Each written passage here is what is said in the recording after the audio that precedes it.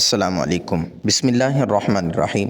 ناظرین، حضور صلی اللہ علیہ وسلم کی سب سے چہیتی بیوی ام المومنین حضرت عائشہ صدیقہ رضی اللہ عنہا حضرت علی کرم اللہ وجہہ کی ایک بات کی وجہ سے ان سے اتنی زیادہ غصے ہو گئیں کہ پھر ساری زندگی کبھی بھی حضرت علی سے بات تک نہ کی۔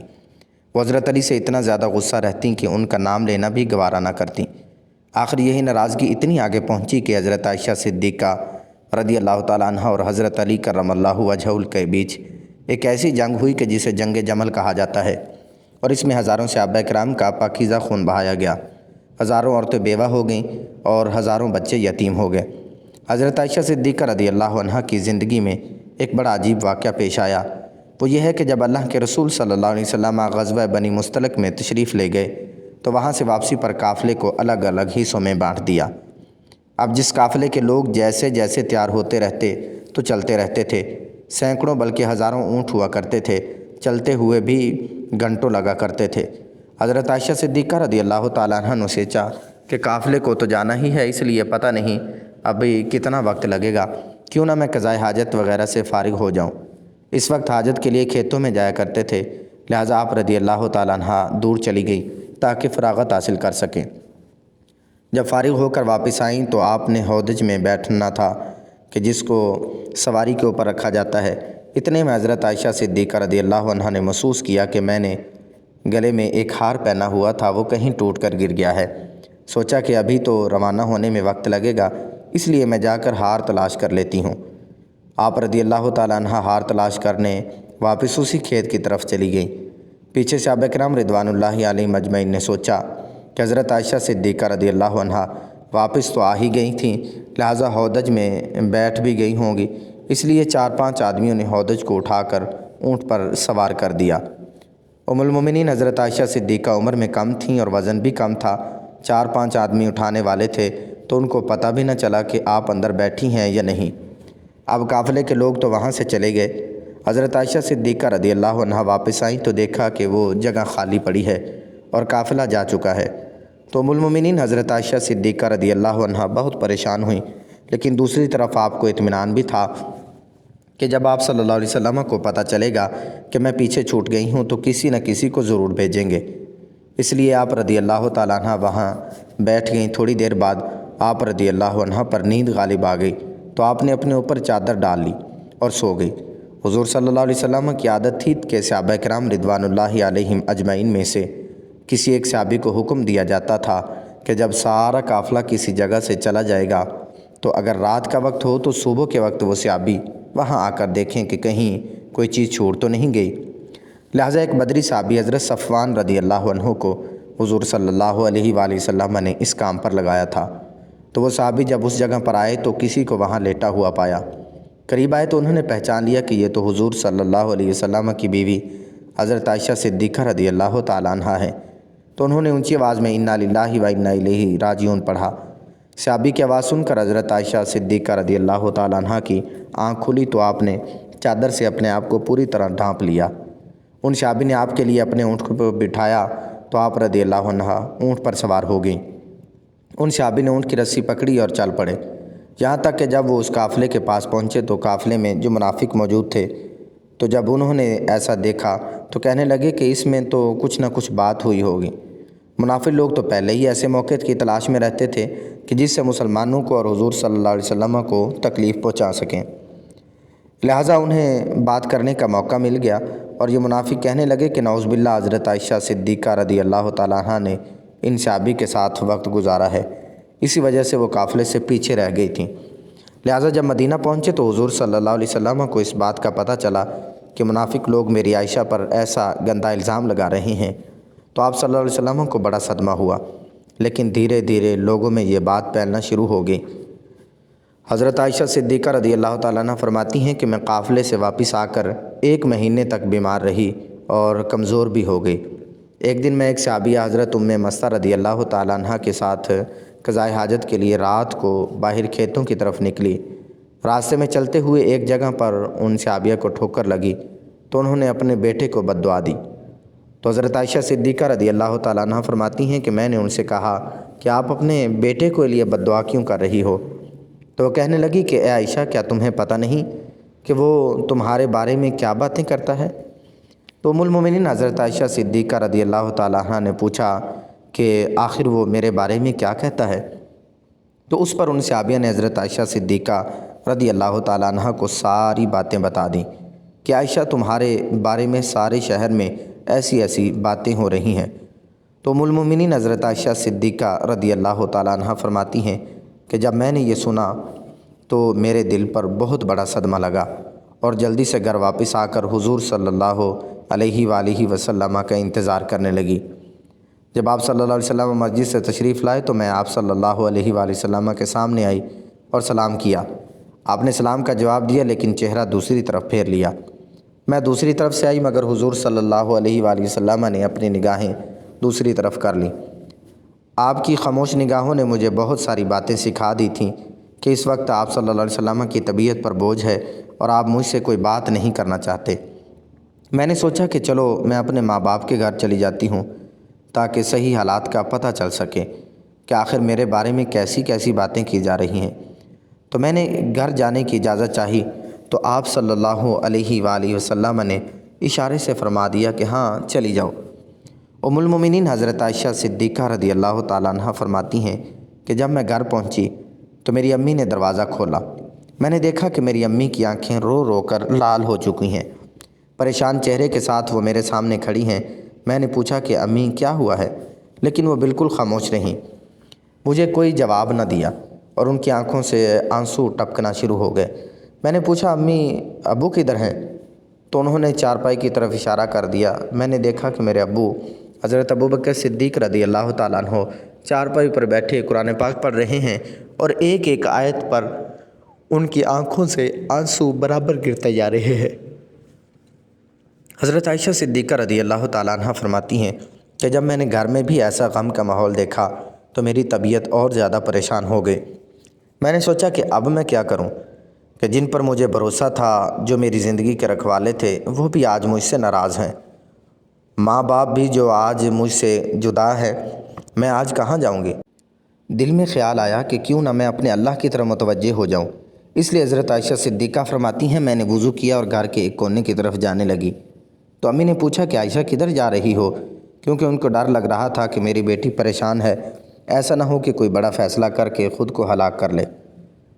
تو فرماتی ہے میں نے امی کو کہا کہ امی میں اپنے رب کے حضور دعائیں کرنے جا رہی ہوں۔ ام المومنین حضرت عائشہ صدیقہ رضی اللہ تعالیٰ عنہ فرماتی ہیں میں نے مصلی بچھایا اور سجدے میں سر رکھ کر دعائیں مانگنا شروع کر دیں کہ اے پروردگار، اے فریادوں کی فریاد سننے والے، اللہ تیرے مقبول بندوں پر جب بھی کوئی ایسا وقت آیا تو اے اللہ تو نے ہی ان کی مدد فرمائی۔ اے اللہ حضرت یوسف علیہ السلام پر الزام لگایا گیا تھا تو آپ نے ایک بچے سے گواہی دلا کر انہیں بچایا۔ اے اللہ حضرت مریم پر الزام لگایا گیا تھا تو آپ نے ہی ان کے شیر خوار بچے سے پاک دامنی کی گواہی دلوائی۔ اے اللہ آج تیری محبوب کی عائشہ تیرے دروازے پر حاضر ہے اور فریاد کرتی ہے کہ مجھ پر بھی تہمت لگی ہے، اے اللہ تو حمیرہ کی مدد فرما۔ میرے شوہر نے بھی اس وقت میرا ساتھ چھوڑ دیا ہے، اب آپ کے علاوہ میرا کوئی سہارا نہیں ہے جو اس کمزور کو تسلی دے سکے، اے اللہ میری مدد فرما۔ ام المومنین حضرت عائشہ صدیقہ رضی اللہ تعالیٰ عنہ رو رو کر دعائیں کر رہی تھیں۔ ادھر دعائیں مانگی جا رہی تھیں اور ادھر حضور صلی اللہ علیہ وآلہ وسلم نے مسجد نبوی میں ایک مجلس مشاورت قائم کی ہوئی تھی کہ جس میں حضرت عائشہ صدیقہ رضی اللہ عنہ کے والد حضرت ابوبکر صدیق کے علاوہ باقی سارے بڑے بڑے صحابہ کرام موجود تھے۔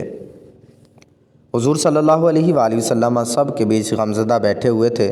صحابہ کرام کے چہروں پر اداسی تھی کیونکہ وہ اپنے محبوب حضور صلی اللہ علیہ وسلم کے چہرے کو غم زدہ دیکھ رہے تھے، جس کی وجہ سے صحابہ کرام کی بھی طبیعت کچھ عجیب سی بن چکی تھی۔ اس لیے کچھ صحابہ کرام تو سسکیاں لے لے کر رو رہے تھے۔ حضور صلی اللہ علیہ وسلم نے اپنے صحابہ کرام سے پوچھا کہ اس معاملے میں تم مجھے کیا مشورہ دیتے ہو؟ تو سب سے پہلے حضور صلی اللہ علیہ وسلم کو حضرت عمر نے آگے بڑھ کر عرض کی کہ اے اللہ کے رسول صلی اللہ علیہ وسلم، اللہ تعالیٰ نے آپ کو اتنی عزت اور شرافت بخشی ہے کہ آپ کے بدن پر کسی گندی مکھی کو بھی بیٹھنے کی اجازت نہیں۔ تو جب اللہ تعالیٰ نے آپ کو اتنا پاکیزہ بنایا ہے تو آپ کے جیون ساتھی ایسی کیسے ہو سکتی ہے جس کے اندر گناہوں کی گندگی ہو؟ اس لیے مجھے تو یہ چیز بالکل جھوٹ نظر آتی ہے۔ اس کے بعد حضور صلی اللہ علیہ وسلم نے حضرت عثمان غنی سے پوچھا کہ عثمان تم کیا کہتے ہو؟ حضور صلی اللہ علیہ وسلم کو حضرت عثمان غنی نے اس وقت نبوت کی صحبت کا حق ادا کر دیا۔ انہوں نے عرض کیا کہ اللہ کے رسول صلی اللہ علیہ وسلم، اللہ تعالیٰ نے آپ کو ایسا بنایا ہے کہ بادل آپ کے سر پر سایہ کیے رکھتا ہے، آپ کا سایہ زمین پر نہیں پڑتا کہ ایسا نہ ہو کہ کسی کا قدم آپ کے سائے پر پڑ جائے۔ جب اللہ تعالیٰ نے آپ کے ادب کا اتنا لحاظ فرمایا کہ کسی کے قدم آپ کے سائے پر نہیں پڑ سکتے، تو یہ کیسے ممکن ہو سکتا ہے کہ کسی کو آپ کی پاکیزہ بیوی پر قابو حاصل ہو جائے کہ وہ ان کے ساتھ کچھ غلط کام کر سکیں؟ لہٰذا یہ چیز تو ہمارے وہم و گمان سے بھی باہر ہے۔ حضرت عائشہ صدیقہ رضی اللہ تعالیٰ عنہ کے ساتھ ایسا کچھ ہوا ہوگا کہ ان کی باتیں سن کر حضور صلی اللہ علیہ وسلم خاموش ہو گئے۔ لیکن تھوڑی دیر بعد حضور صلی اللہ علیہ وسلم نے حضرت علی سے پوچھا کہ اے علی، تم اس معاملے میں کیا کہتے ہو؟ حضرت علی نے عرض کیا کہ اے اللہ کے رسول صلی اللہ علیہ وسلم، ایک بار میں نے دیکھا کہ آپ کے جوتوں میں کچھ گندگی لگ گئی تھی، لیکن آپ صلی اللہ علیہ وسلم کو تو اس کی خبر نہیں تھی، اس لیے آپ نے جب ان جوتوں کو پہننا چاہا تو اللہ نے حضرت جبریل علیہ السلام کو بھیج کر آپ کو اطلاع فرما دی کہ آپ کے جوتوں میں گندگی لگی ہوئی ہے۔ تو اے اللہ کے رسول، جب جوتوں پر گندگی لگی ہوئی تھی تو آپ کو بتا دیا گیا، تو اگر آپ کے گھر والوں کے ساتھ کوئی ایسا معاملہ ہوتا تو آپ کو کیوں نہ بتایا جاتا؟ اس لیے مجھے یہ بات ٹھیک نہیں نظر آتی۔ حضور صلی اللہ علیہ وسلم پھر خاموش ہو گئے۔ حضور صلی اللہ علیہ وسلم کی اداسی دیکھ کر حضرت علی رضی اللہ عنہ دوبارہ کہنے لگے کہ اے اللہ کے رسول، اگر آپ کی طبیعت بہت زیادہ غمزدہ ہے تو آپ چاہیں تو عائشہ صدیقہ رضی اللہ عنہ کو طلاق دے دیں، آپ کے لیے بیویوں کی کون سی کمی ہے؟ اللہ پاک آپ کو کوئی اور جیون ساتھی عطا فرما دیں گے۔ ان کی بات سن کر حضرت عمر بن خطاب رضی اللہ عنہ تڑپ اٹھے اور کھڑے ہو کر کہنے لگے کہ اے اللہ کے رسول صلی اللہ علیہ وسلم، آپ یہ ارشاد فرمائیں کہ عائشہ سے نکاح آپ نے اپنی مرضی سے کیا تھا یا آپ کو اللہ نے کہا تھا کہ عائشہ سے نکاح کرو؟ تو حضور صلی اللہ علیہ وسلم نے انگلی سے آسمان کی طرف اشارہ کر کے بتایا کہ یہ حکم مجھے اللہ تعالیٰ کی طرف سے دیا گیا تھا کہ عائشہ سے نکاح کرو۔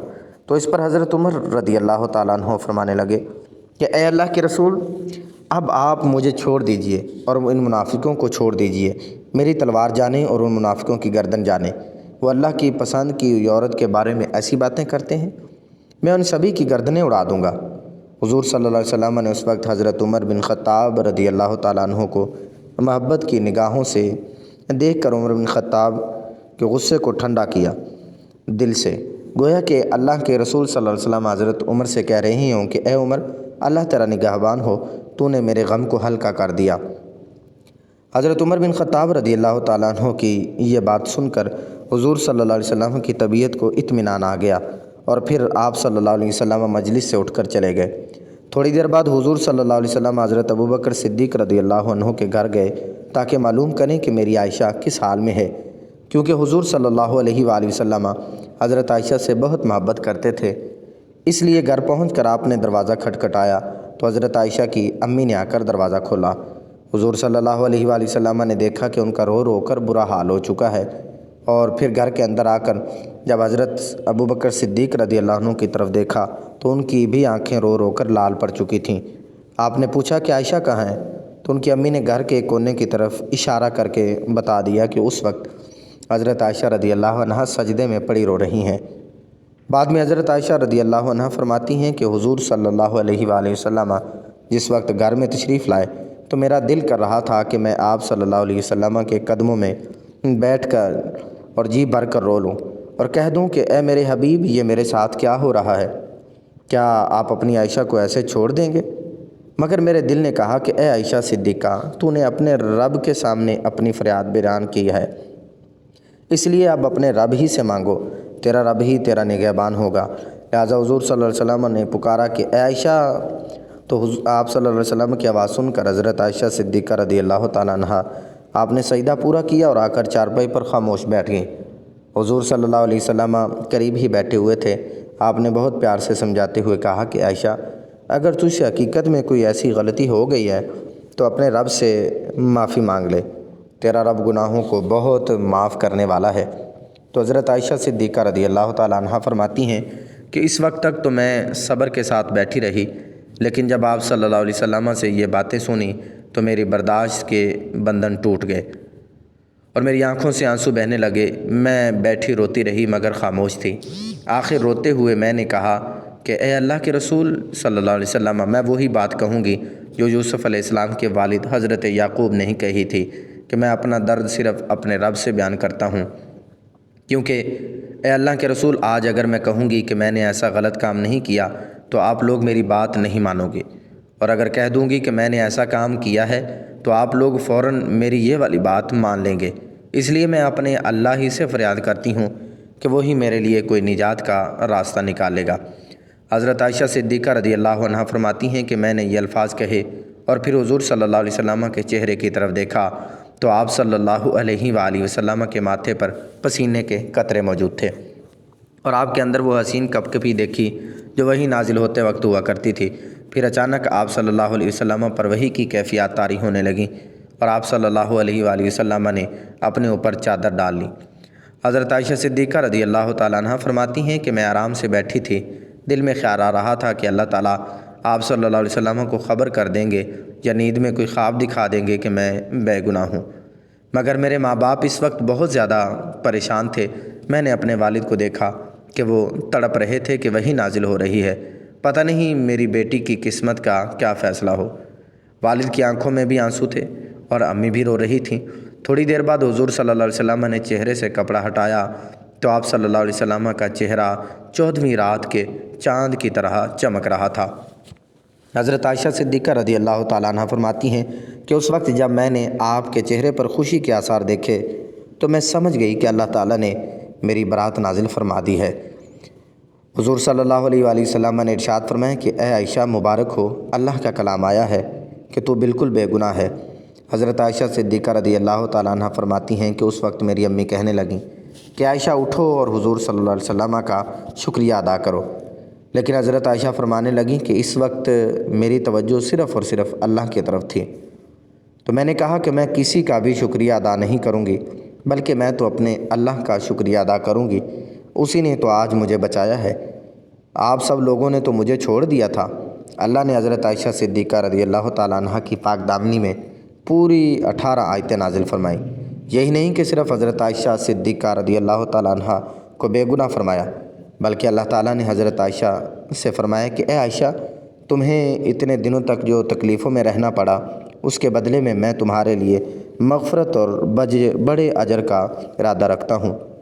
ناظرین، اس کے بعد حضرت عائشہ صدیقہ رضی اللہ تعالیٰ عنہ پھر سے حضور صلی اللہ علیہ وسلم کے گھر میں آ کر رہنے لگیں، لیکن حضرت عائشہ صدیقہ رضی اللہ تعالیٰ عنہ کو ساری زندگی حضرت علی سے ایک شکایت رہی، کیونکہ جس وقت مسجد میں حضور صلی اللہ علیہ وسلم نے سبھی صحابہ کرام کو جمع کر کے حضرت عائشہ کے بارے میں مشورہ لیا تھا تو بھی بڑے بڑے صحابہ کرام نے حضرت عائشہ صدیقہ رضی اللہ تعالیٰ عنہ کی پاک دامنی کی گواہی دی تھی، اور آخر میں حضرت علی نے بھی حضرت عائشہ رضی اللہ تعالیٰ عنہ کی پاک دامنی کی گواہی دی تھی۔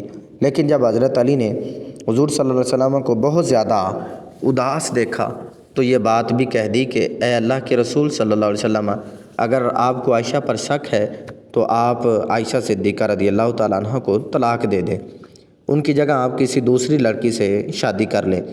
تو یہ بات جب حضرت عائشہ رضی اللہ تعالیٰ عنہ تک پہنچی کہ انہوں نے حضور صلی اللہ علیہ وسلم کو مجھے طلاق دینے کا مشورہ دیا ہے، تو حضرت عائشہ پھر حضرت علی سے اتنا زیادہ غصہ ہو گئیں کہ ساری زندگی کبھی بھی ان سے بات نہ کی۔ اللہ تعالیٰ ہمیں دین کی مکمل سمجھ نصیب فرمائے، آمین، اور ہمارا خاتمہ ایمان پر فرمائے، آمین ثم آمین۔ کمنٹ باکس میں ناظرین اللہ تعالیٰ کے ناموں میں سے کوئی ایک نام ضرور ٹائپ کیجئے گا۔ شکریہ، اللہ حافظ۔